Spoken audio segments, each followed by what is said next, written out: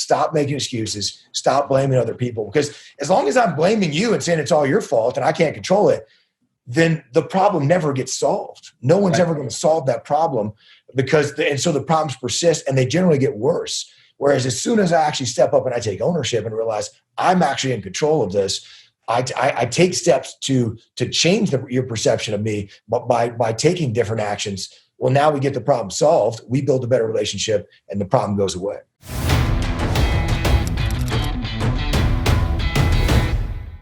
So welcome back to the Free from Wall Street podcast. My name is Steve Libben. I am your host, managing partner of Integrity Holdings Group. Today, we are really excited to have Leif Babin from Echelon Front. So Leif has an amazing background, amazing story. He is a Silver Star recipient, 2 Bronze Stars, Purple Heart for his decorated service with the SEAL teams in Iraq, Battle of Ramadi, and then came back and founded Echelon Front, which is an amazing business leadership company. I'll let him tell a little bit more about that. And then also the co-author of New York Times best-selling book, Extreme Ownership and Dichotomy of Leadership, both books which are required reading for anybody that works for our company. And I know a lot of other people that buy it as well. So welcome, Leif. Thanks for having me on, Stephen. Great to be on here with you.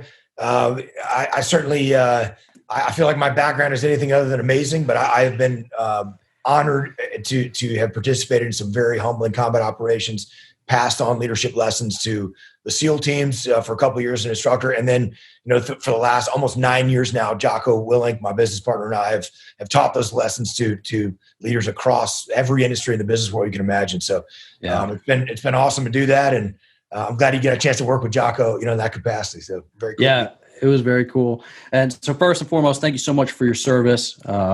We have had a lot of servicemen and women on this podcast talking about their transition from military life to civilian life and what they've been able to do themselves to pivot from that very routine paycheck that they were used to getting to kind of getting out of their comfort zone and doing some investing and buying some real estate, flipping some houses, investing passively. We just had a great call the other day with a bunch of military folks about the TSP program. The CARES Act is allowing for $100,000 withdrawals from their TSPs, penalty free. So a lot of people are given some opportunity right now that they otherwise would have. But yeah, we seem to have a lot of patriots on the show, which I'm proud of. So that's great. So when we got to go out and hang out with Jocko and a bunch of the guys from Echelon Front, it was such an amazing time. We spent an entire day doing some tactical training and talking about the lessons that you guys are teaching and how to apply that into a business world. And further than that, I mean, these aren't just business ideals, right? I mean, you need to implement these types of ideals in your family, in your personal life. It's really across the board mindset, right? No question about it. We say leadership lessons for business and life because it absolutely applies in every aspect. We're talking about things like extreme ownership, where you got to take ownership of everything in your world, not just what you're responsible for, but every single thing that impacts your mission.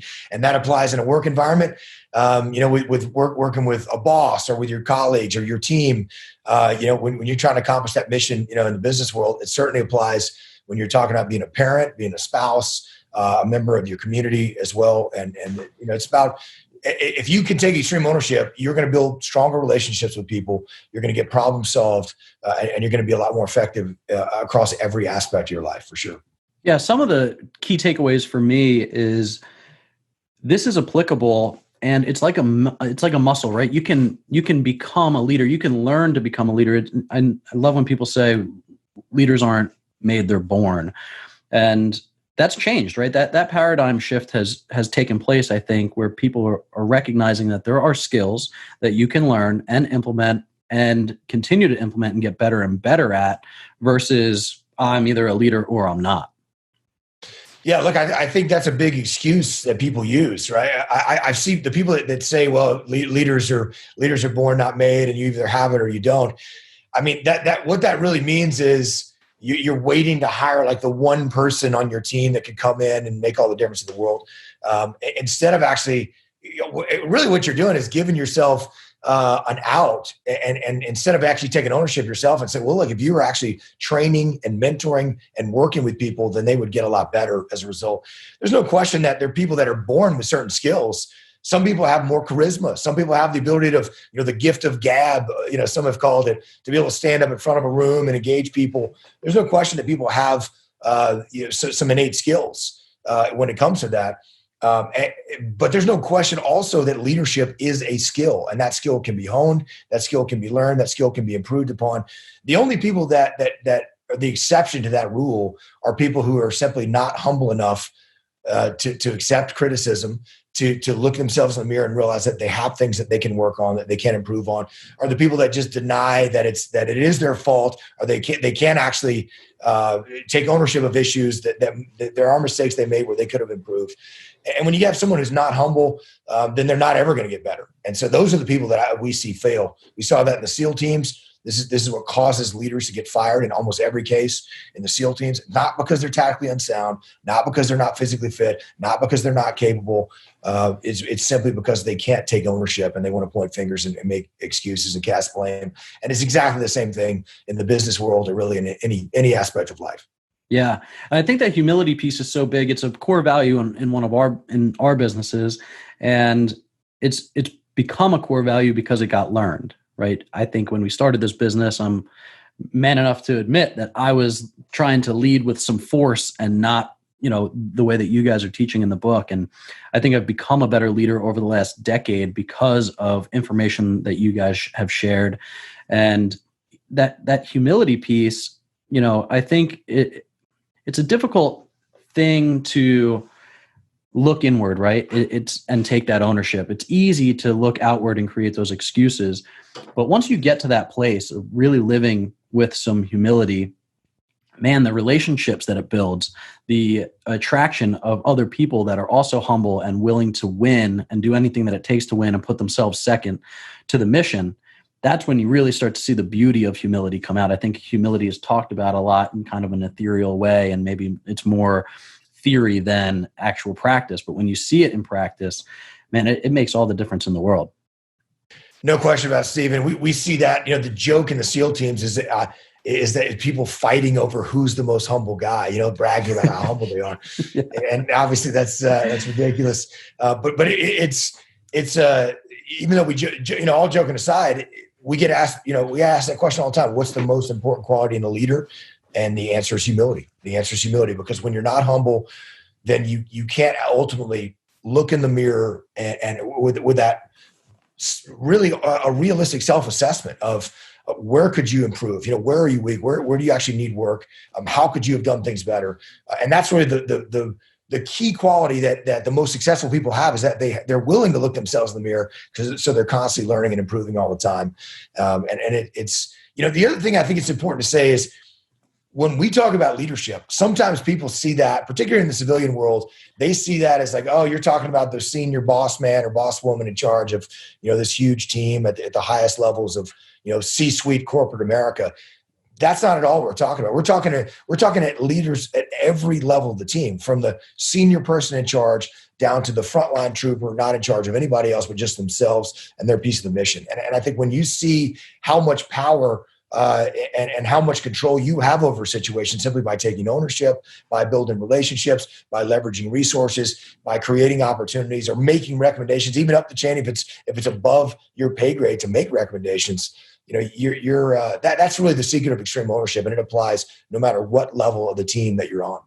Yeah, and it was great to hear that leading up the chain of command, because I think a lot of people have the idea that if they're the low man on the totem pole, they can't lead. And it's just not true, right? You can lead up the chain of command, and you can actually help the people that are supposed to be leading you lead better by being a leader yourself. I think in the business world, it has gotten skewed, and you guys are helping level the playing field to let people know that to be a leader, that you got to check the ego, right? You got to be there for your people, and then they reciprocate those actions. That's one of the biggest challenges that we see from people is like, well, what do you mean lead up the chain? How do I lead my boss? How do I influence my boss at all? They're in charge of me. I can't do anything about that. The reality is, I was one of in the SEAL teams, we call it drinking the haterade. just you're drinking the haterade just about how terrible the boss and your boss's boss is, up the chain. They don't get what's going on out here on the front lines. It's an attitude that I was probably the chief haterade drinker at Jasky and Bruiser when I was working with Jocko, the other guys there. I drank the haterade big time. And I remember having those conversations with Jocko only to realize, when I was saying they don't get what's going on down here, on the front lines. And Jocko was like, yeah, they don't get it because they're not here. So How would they get it? So then the question is, well, how do they know what's going on the front lines? Well, they're just reading our reports, they think they know what's going on. It's like, okay, cool. Well, if they don't know what's going on and they're just reading our reports, then who's writing the reports? Right. Oh, I'm writing the reports. Whose fault is it? I'm actually the one writing the reports. So if they don't know what's going on here, whose fault is that? It's not their fault. It's my fault. And I obviously need to write better reports to articulate to them what actually is going on so they have the critical information that they need. And that's just an example of the power of extreme ownership. And once that was a light bulb that went off in my head, it was a total game changer. It was a total game changer for me because you realize, wow, I'm actually in control over the fact that they don't get it. And if they don't get it, it's actually my fault and I'm letting them down. And it's the same thing, Stephen. It applies across any aspect of your life. We see this a lot when if you and I, or whether let's say you're my neighbor, and we have a conflict, we don't like each other, you don't like me. And I think, well, what can I do about that? What can I do about that? Stephen doesn't like me. He's got a bad perception of me. I don't think that perception's accurate. So what can I do about that? Right. But when I actually look at this and say, well, Stephen's perception of me is incorrect, but that perception is based on my actions, and I'm in control of my actions. So that, if he thinks that I'm an egotistical maniac or that I'm trying to, do something to undermine him in some way, that I'm in control of my actions. So I can actually do something different to change that perception of me. And I actually have total control over that situation. So this applies up the chain of command. It applies to, friends and neighbors. It applies to peers in the workplace. It applies to your kids, your spouse in any way, shape, or form. And I think that is the power of extreme ownership, to realize that stop making excuses, stop blaming other people. Because as long as I'm blaming you and saying it's all your fault and I can't control it, then the problem never gets solved. No one's ever going to solve that problem and so the problems persist and they generally get worse. Whereas as soon as I actually step up and I take ownership and realize I'm actually in control of this, I take steps to change your perception of me, but by taking different actions. Well, now we get the problem solved. We build a better relationship and the problem goes away. Yeah, I love it. Dave stood up when we had our seminar with you guys and he said, who's read the book? Everybody raised their hand and said, okay, good. If you haven't read the book, I'm going to give you the abridged version. Everything's your fault, the end. And so quick story, my 6-year-old, she came upstairs, she was crying. The 2-year-old did something and I was jokingly said, everything's your fault. Right. And she looked at me and burst into tears. And I was like, oh man, that everything your fault.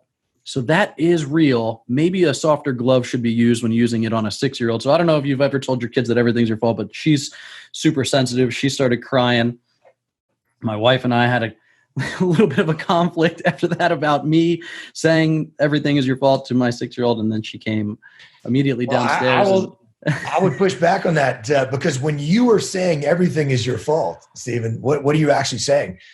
You're actually putting all blame on her rather than you taking blame for something. And this is one of the biggest questions that we get. How do you get people to take ownership when they make a mistake, when they screw some things up? How do you get them to actually take ownership of that?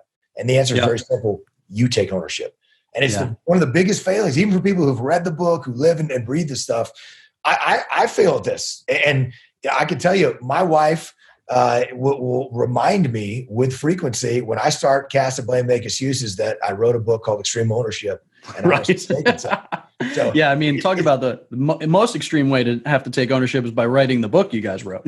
Listen, this is the reality. It's hard. And that's why we say these things are simple, not easy. And here's an example with kids. So I've got a 5-year-old son. He's a lot like me. He's hard-headed. He's very hard-headed. He'll push back on things. And, when he's up late at night, because I let him stay up late, and I'll say, I'll be like, you need to just go to bed. You're out of control right now. And you're tired. You need to go to bed. I say, I'm not tired. He's like pushing back on me. We're going back and forth, back and forth. And then I'll take a step back. I'll detach so I can actually see the bigger picture of things, think about it and say, you know what, son, this is my fault. I'll let you stay up too late. This is my fault. And I'm not going to do that again. Next time I'm going to make sure that you go to bed at your bedtime because clearly, you're too tired.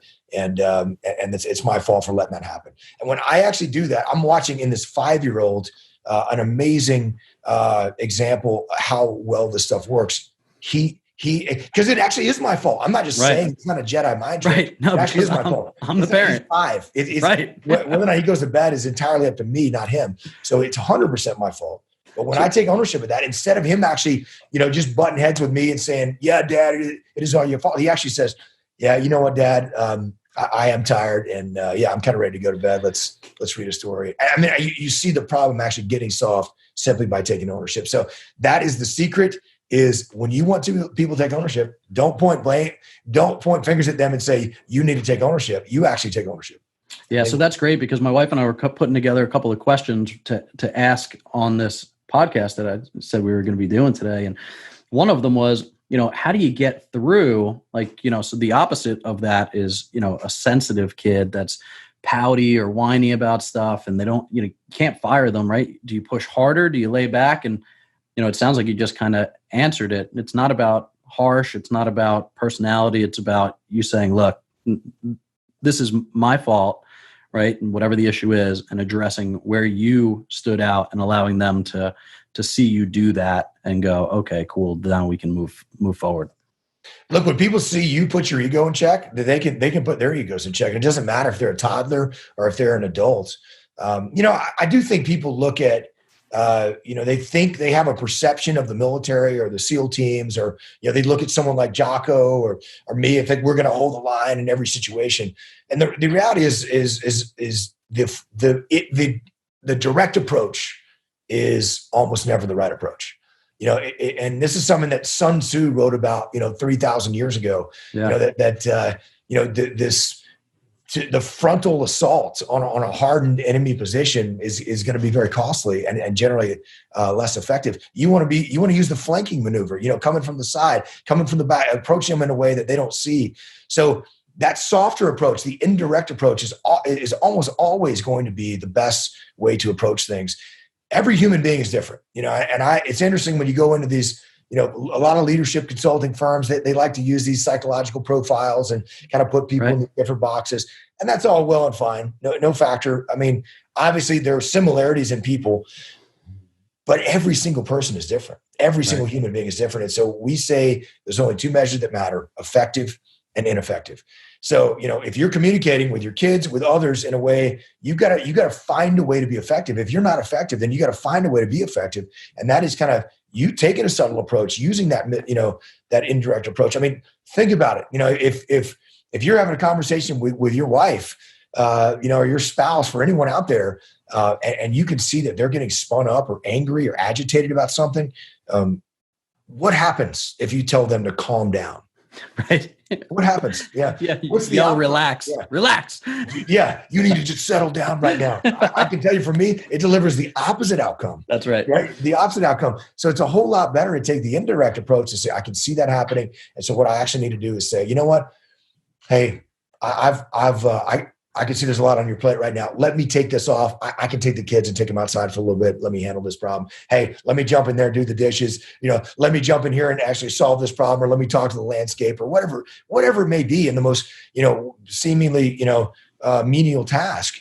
I can actually handle that problem so much better by the indirect approach than the direct approach, which is going to produce the opposite outcome of that I desire, and that's what's better for the entire team. So that is just one small example, and it's the same thing with kids too. I've noticed, for me, my kids, I'll say, hey, it's bath time. Go get in the bath. Hey, I told you it's bath time. Go get in the bath. I'm not going to tell you again. I mean, I'll go through this, and then finally I realized, hey, my kids are like me. They're pretty competitive. So I was like, hey, who's going to be the first one in the bathtub tonight? Race to the top. I just throw it out there. All of a sudden it's a race. All of a sudden it's a competition, and they will be fighting and clawing, to get in the bathtub first. And it's and I just sit there and kind of smile. I don't even have to raise my voice. It produces the immediate outcome that I'm trying to deliver. Right. It's indirect approach, which is instantly effective, versus the direct approach, which is not at all effective. Because it immediately discipline. It immediately creates pushback. I mean, in almost every human being, right? It's like the harder I come at you, the immediate your defense mechanisms go up and you go, I don't like this. I don't like to be told what to do. I don't like to be told this in this tone or this way. So yeah, it creates shutdown and panic. So let's pivot a little bit into COVID-19, coronavirus, May 15th, and people are dealing with a lot of new and different things. And I think that the principles in your book, I mean, we're circling back to kids a lot. I think people are stuck at home with their kids. They've become teacher. They've become disciplinarian, principal. People are working from home now. And I think that when you start to apply some of these new stresses in life, right, if people don't know that they're the leader of the family or that they can check your ego, make things simple, and you can do some of the principles that are in the book in your house.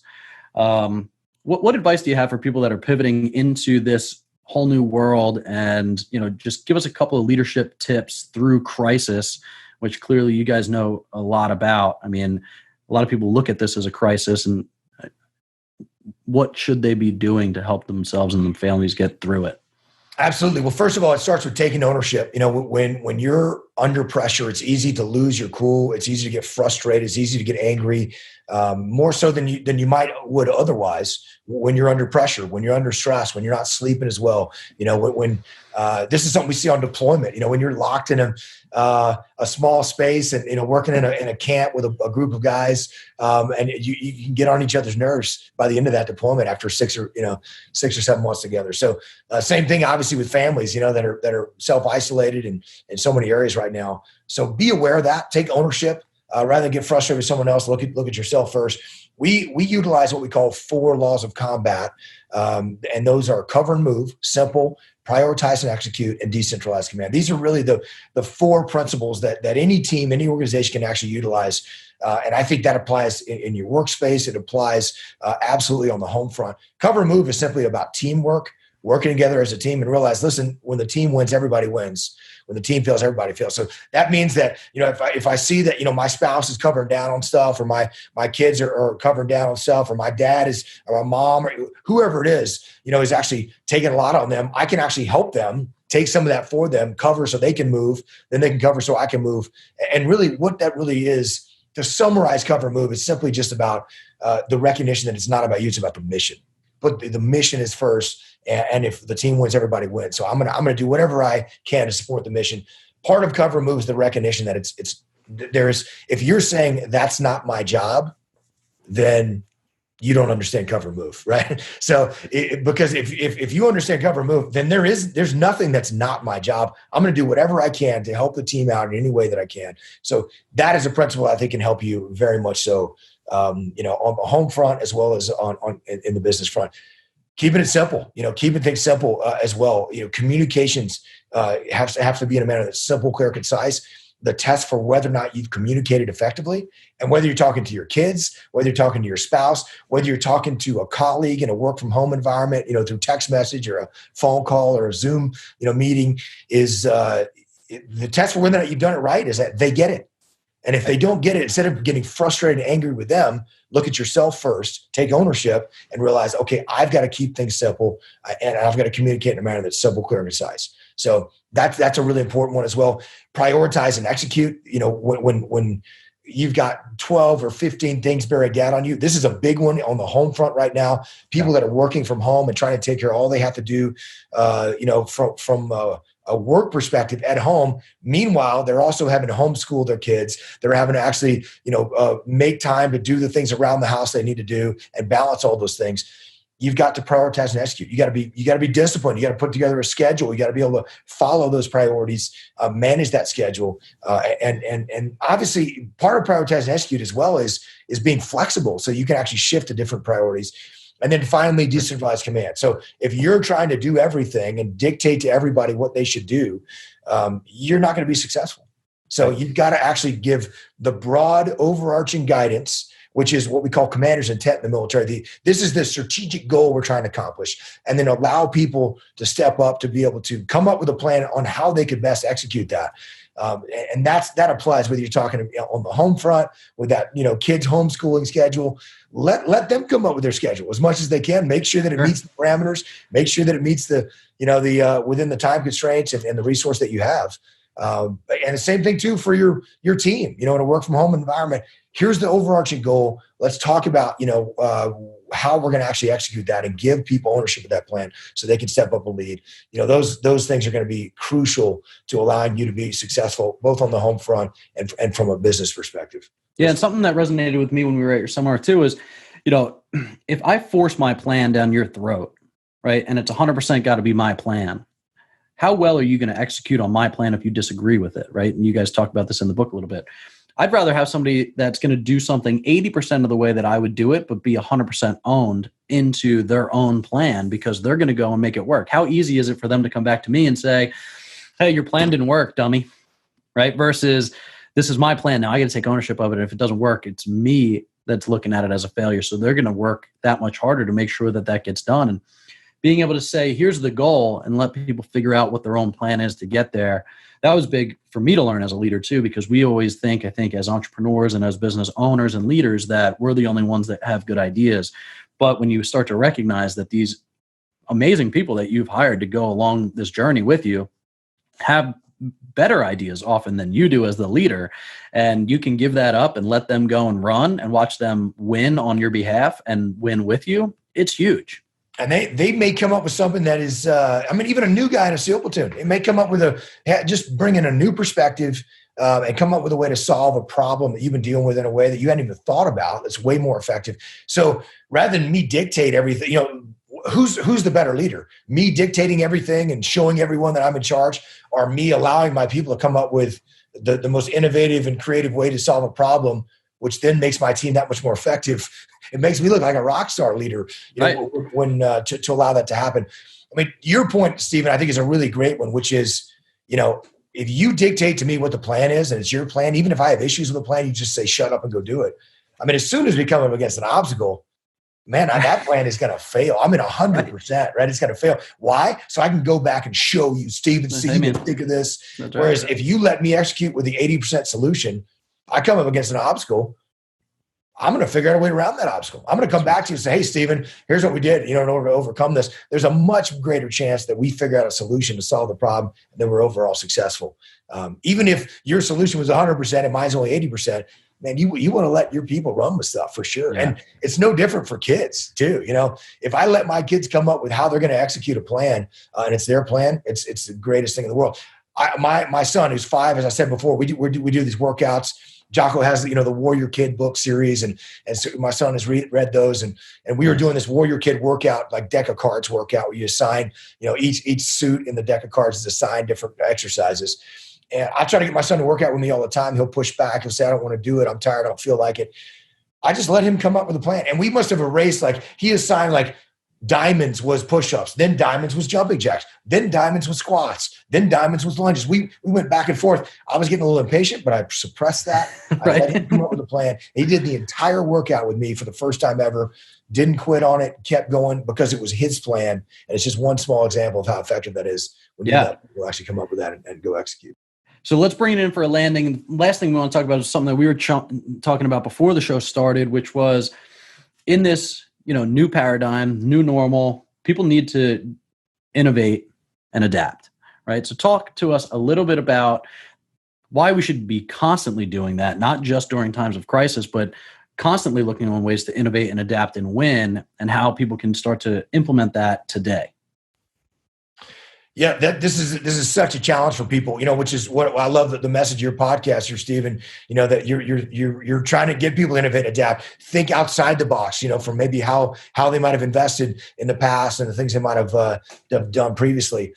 There are a lot of people that are waiting to I'm just going to wait till we go back to the new normal, and we were talking about with with just local restaurants that we see, you know, the ones that have instantly jumped into like, hey, okay, we can't have people in the restaurant right now. So, you know, we're doing curbside, you know, deliveries and we're going to innovate and adapt. We're going to get a great website that's user-friendly and easy to use. And those restaurants have thrived. Meanwhile, the ones that were like, hey, you know what, we'll just wait till it opens back up and everything goes back to the way it was before. And those restaurants may never open back up because they can't survive this. So I think what you have to do is realize, look, we're in a different environment. The world may never go back to the way it was 4 months from now. Now there will be some balance. You know, we won't be locked in our homes, you know, in a self-isolating mode for forever. So we need to be in a position to take advantage of that.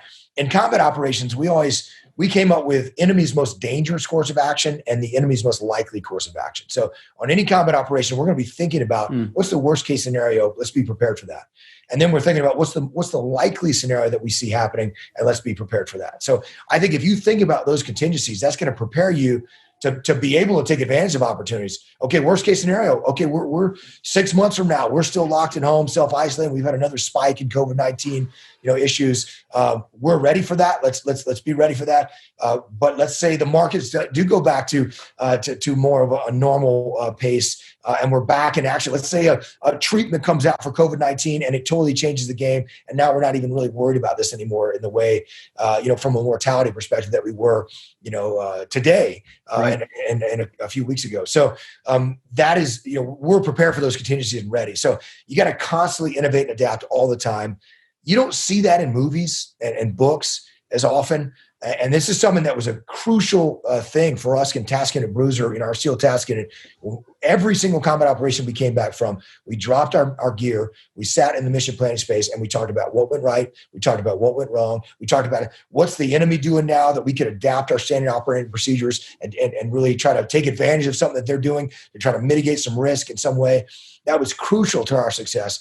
Everyone should be doing that all the time. And obviously, as frustrating as things are, when you're in a work from home environment or you're in the social distancing kind of self-isolating modes that so many of us are in, there are real opportunities to reach out, to look for opportunities. There are companies, even though some companies are getting crushed, like in the retail space right now, or in the oil industry, with demand signal being way down. There are other companies that are absolutely thriving. So obviously there's opportunities everywhere. And so you've got to detach. You got to be able to stop thinking about the way things were and look for opportunities going forward. And I think there's many, many opportunities out there. I know for us in Echelon Fraud, even just what we're doing right here, virtual. Before we might have called in via phone or maybe I was sat in person in someone's studio. We're able to work with leaders and really help them solve problems through virtual training in a way that we never even realized before. So even when we go back to in-person training events like the one you were a part of, we'll be able to follow up with people in a way through Zoom or through other virtual means so that we can really help you solve problems through leadership. And so that will make us better and more impactful. Even as things go back to more normal, we can do in-person training events, a few months down the road. Yeah, that's awesome. And what you mentioned before about the debrief, I read another book. It has to do about, maybe it's the culture code. And they were talking about,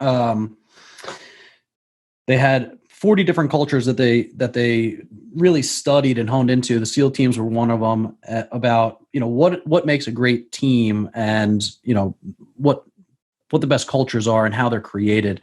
And that's actually the first time I ever heard about this debrief scenario was when the best cardiothoracic surgeons in the world were performing a surgery, and they met through this book, and they invited some SEAL teams to watch from kind of the eagle's nest. And they watched and they did this amazing, heart repair. And then they came out, valve repair, whatever it was. And they started talking to the SEALs about that. And he was like, the first thing that one of the SEALs said was, "Do you guys not debrief after every surgery?" And he was like, no. He's like, "Do you have the same nurses with the same equipment and the same problem every single time that you go into that operating room?" "No, absolutely not." He's like, "You guys need to start doing this." We implemented that. Once I read about that, we started implementing that into every single one of our level 10 meetings every Monday. We end every meeting with, what did we do right? What did we do wrong? What are we going to do different next time? And wow, does it uncover some real incredible things that maybe you're not even asking about, or maybe you don't recognize, but to take that 10, 15 minutes and to really dig into, okay, what did we do right and celebrate it? What did we do wrong and fix it? And what should we do different next time to be better? It is an immediately effective tool to use to continually grow and get better every single time. So when you mentioned that, it just stood out to me because if you're not doing this, you have to be doing this. There's no question, Stephen, it's game changer. It's absolute game changer. But I would say this, it's only effective if you are honest with yourself, that realistic, honest assessment that I was talking about earlier. This is why humility is the most important quality in a leader, because we see companies that will implement this. And, particularly at the big, kind of the corporate, in the big corporate world, and they want to just talk about how awesome they are. And like, right. let me showcase how great my team was in front of my boss. Yeah. When I'm like, man, look, that's not what this is for. If you're not actually taking a look at where you can improve, then there's no point in even doing it. And once you see the leadership on any team, whether it's entrepreneurs on a very small team, or whether it's a larger corporate team, once you see leaders taking ownership and saying, I should have done this better. I could have done a better map study here, or could have done better to coordinate, with this other unit we were working with, prior to us launching. Then all of a sudden, everybody at every level of the team is stepping up and taking ownership and solving problems. And you've got a team that's actually, they're learning and growing and adapting, and they're getting better and better and better with every iteration. It's not that they're ever mistake-free, but you're learning from mistakes and growing from those mistakes. And your team is going to run circles around every other team. And when you start to implement this, it might be difficult in the beginning as a leader. So what we did is we said, hey, I don't think we have this culture that we want of extreme ownership. So we need to start doing that. And we would begin, now we had a bigger team at the time, 10, 15 people. And we would begin every weekly meeting with, hey, here's where I blew it in the past week. I've kept track of it. And here's where things that I messed up on. And it was just inward, right? We stopped pointing outward to say, hey, you dropped the ball on this. And it took probably a month of these weekly meetings before somebody else jumped in and said, hey, this is where I blew it last week.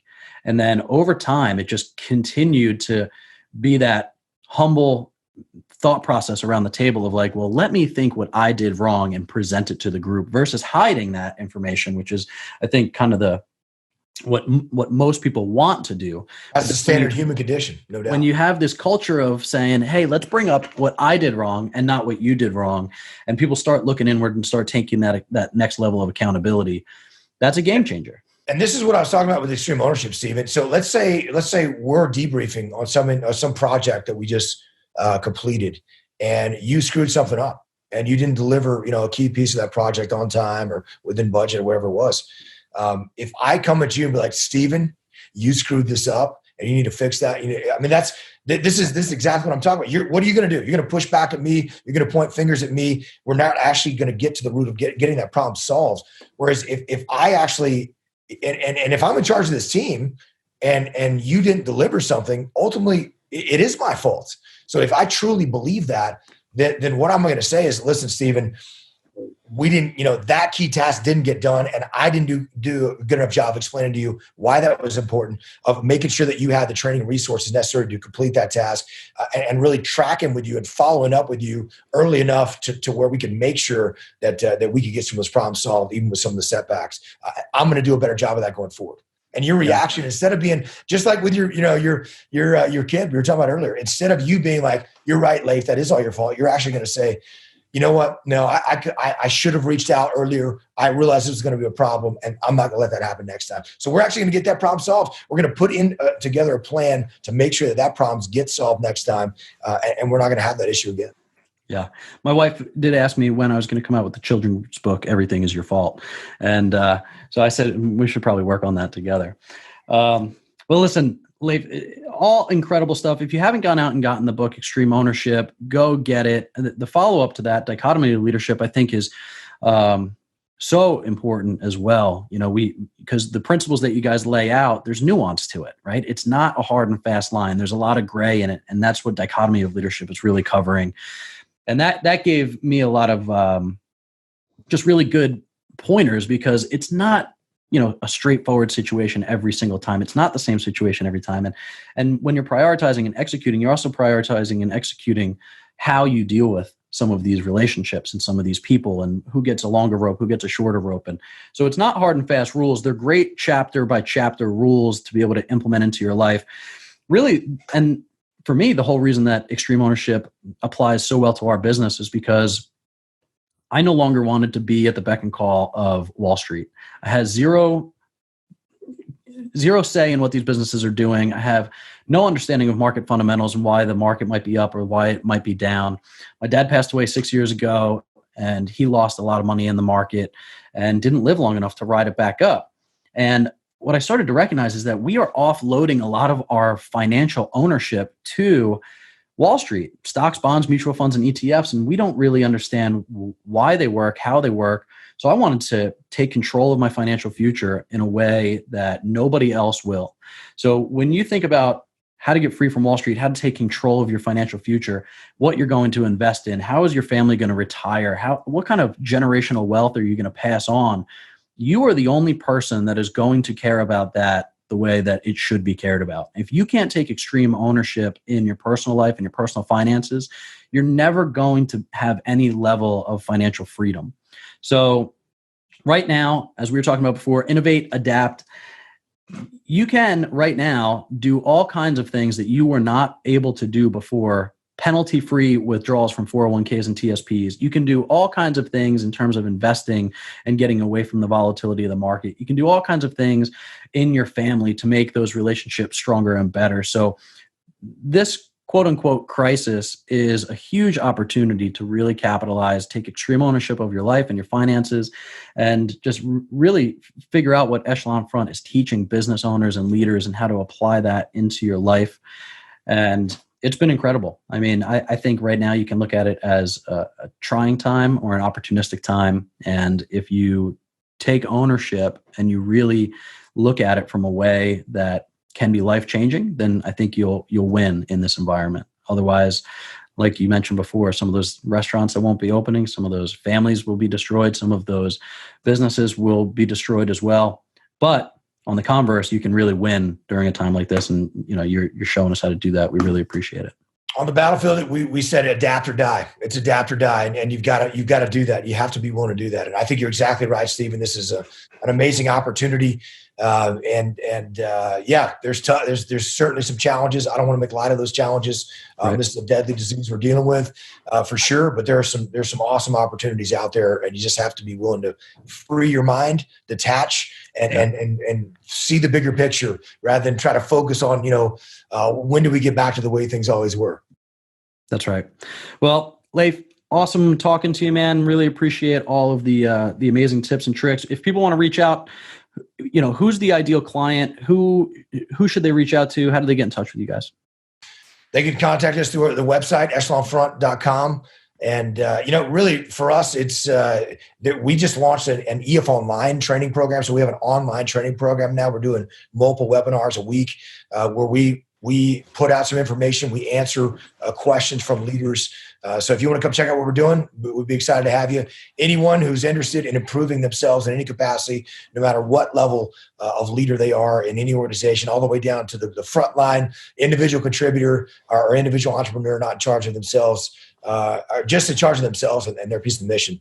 Love to have you. We're excited to work with any leaders in any capacity. Yeah, we're taking the whole team to the next muster, so we're excited, and I think it's going to be pretty cool to wake up that early and work out with you guys too. So we're stoked. Looking forward to it. Yeah, me too. Thanks, Leif. Take care. Thank you.